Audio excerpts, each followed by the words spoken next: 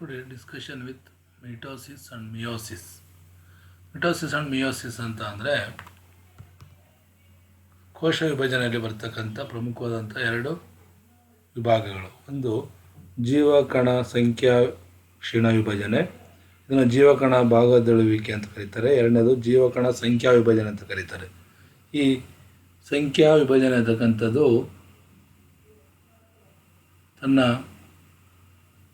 ಗಂಡು ಮತ್ತು ಹೆಣ್ಣಿನ ಕಂಬೈನಲ್ಲಿ ಬರ್ತಕ್ಕಂಥ 23 ಜೊತೆ ವರ್ಣತಂತುಗಳಲ್ಲಿ ಬರ್ತಕ್ಕಂಥ ಒಂದು ಪ್ರಮುಖವಾದಂಥ ಒಂದು ಇದು ಕ್ರಿಯೇಟ್ 1.5 ಸೆಟ್ಸ್ ಆಫ್ ಕ್ರೋಮೋಸೋಮ್ಸ್. ಅಂದರೆ ತಂದೆಯಿಂದ ಬಂದಂಥ 23 ಜೊತೆ ಮತ್ತು ತಾಯಿಯಿಂದ ಬಂದಂಥ 23 ಜೊತೆ ವರ್ಣತಂತುಗಳು, 46 ವರ್ಣತಂತುಗಳು ವಿಭಜನೆ ಆಗಬೇಕಾದ್ರೆ, ಸೆಲ್ ಡಿವಿಷನ್ ಆಗಬೇಕಾದ್ರೆ ಏನಾಗುತ್ತೆ ಅಂದರೆ ಎರಡು ರೀತಿಯಾದ, ಒಂದು ಮಿಯೋಸಿಸ್, ಒಂದು ಮಿಟೋಸಿಸ್ ಅಂತ.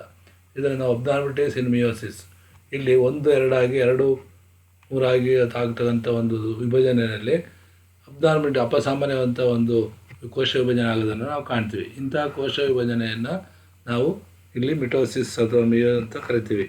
ಸೊ ಈ ಜೀವಕಣ ಕ್ಷೀಣ ವಿಭಜನೆ ಅಂತಕ್ಕಂಥದ್ದು ಅರ್ಧ ಸೂತ್ರದ ವಿಭಜನೆ ಎನ್ನಬಹುದು. ವರ್ಣತಂತು ವಿಭಜನೆ ದೇಹದ ಎಲ್ಲ ಭಾಗಗಳಲ್ಲೂ ಎಲ್ಲೆಂದರಲ್ಲಿ ನಡೆಯುವುದಿಲ್ಲ. ಇದರ ವಿಶೇಷತೆ ಎಂದರೆ ಲೈಂಗಿಕ ಪ್ರಬುದ್ಧತೆಯ ಸಂದರ್ಭದಲ್ಲಿ ಮಾತ್ರ ಇದು ಕಂಡುಬರುತ್ತದೆ. ವರ್ಣತಂತುಗಳ ಸಂಖ್ಯೆಯಲ್ಲಿ ಸ್ಥಿರತೆಯನ್ನು ಕಾಪಾಡಿಕೊಂಡು ಬರುವುದೇ ಇದರ ಪ್ರಮುಖವಾದ ಉದ್ದೇಶ ಆಗಿರುತ್ತೆ. ಹಾಗೆ ಮಿಟೋಸಿಸ್ಸಲ್ಲಿ ಜೀವಕಣ ಸಂಖ್ಯಾ ವಿಭಜನೆ ಅಂತಕ್ಕಂಥದ್ದು ಹೇಳ್ತಾ ಹೋಗ್ತೀವಿ. ಇಲ್ಲಿ cell division by coping in DNA cell split ಅಂತ. ಅಂದರೆ DNA ಕಣಗಳೇನಾಗುತ್ತೆ, ಸೆಲ್ಸ್ಗಳು ಸ್ಪ್ಲಿಟ್ ಆಗ್ತಾ ಹೋಗ್ತದೆ. New cells with normal number of the chromosomes. ಇದನ್ನು ನಾವು ಸೆಲ್ ಗ್ರೋತ್ ಆ್ಯಂಡ್ ರಿಪೇರ್ಸ್. ಅಂದರೆ ಇಲ್ಲಿ ಕೋಶ ವಿಭಜನೆಯ ಸಂದರ್ಭದಲ್ಲಿ ಏನಾಗುತ್ತೆ ಅಂದರೆ ಅಂಡಾಶಯ ಮತ್ತು ವೃಷಣಗಳ ಪ್ರೌಢಾವಸ್ಥೆ ತಲುಪುವ ಮೊದಲು ಅವುಗಳಲ್ಲಿ 23 ಜೊತೆ ವರ್ಣತಂತುಗಳು ಇರ್ತವೆ. ಅದರಿಂದ ಗರ್ಭಧಾರಣೆಯ ಸಮಯದಲ್ಲಿ ಒಂದು ಶುಕ್ರಾಣು ಒಂದು ಅಂಡಾಣುವಿನೊಂದಿಗೆ ಸೇರಿದಾಗ ಉಂಟಾಗುವುದನ್ನು ಯುಗ್ಮಕೋಶ ಅಂತ ಕರಿತೀವಿ. ಸೊ ಹೀಗೆ ಮಿಟೋಸಿಸ್ಸು ಮತ್ತು ಮಿಯೋಸಿಸ್ಗಳಲ್ಲಿ ಏನಾಗುತ್ತೆ ಅಂದರೆ ಬರ್ತಕ್ಕಂಥ ಡಿಫ್ರೆನ್ಸನ್ನು ನೋಡ್ತಾ ಹೋಗ್ತೀವಿ. ಸೊ ಅದರ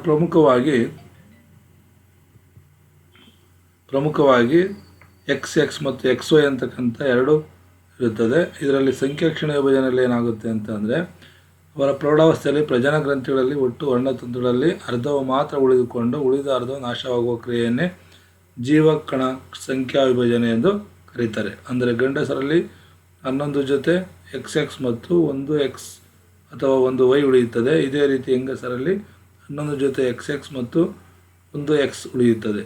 ಆದ್ದರಿಂದ ಲೈಂಗಿಕ ಪ್ರಬುದ್ಧತೆ ತೋರಿಸುವ ಜೀವಿಗಳಲ್ಲಿ ನಿಶ್ಚಿತ ವರ್ಣತಂತುಗಳ ಸಂಖ್ಯೆಯನ್ನು ಉಳಿಸಿಕೊಂಡು ನಿರಂತರವಾಗಿ ಜೀವನ ಕ್ರಮ ಮುಂದುವರಿಯಲು ಸಂಖ್ಯಾಕ್ಷೀಣ ವಿಭಜನೆ ಅಂತಕ್ಕಂಥದ್ದು ಅವಶ್ಯಕವಾಗಿದೆ.